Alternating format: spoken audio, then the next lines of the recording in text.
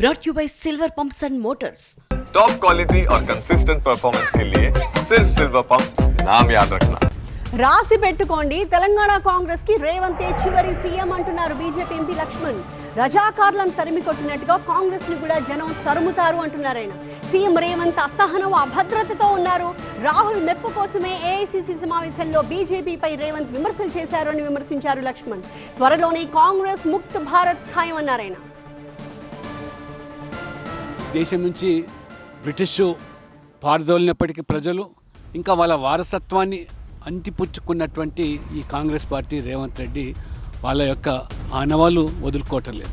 అసలే ఈ కాంగ్రెస్ ఈ పాటికే దేశం నుంచి ప్రజలు పారదోలారు. మిక్కుమంటూ 3 రాష్ట్రాలు ఉంటే మరి తుమ్మితే ఊడిపోయే ముక్కుల తెలంగాణలో, కర్ణాటకలో, హిమాచల్ ప్రదేశ్లో కాంగ్రెస్ ఆ రకంగా గడుపుతూ ఉన్నది.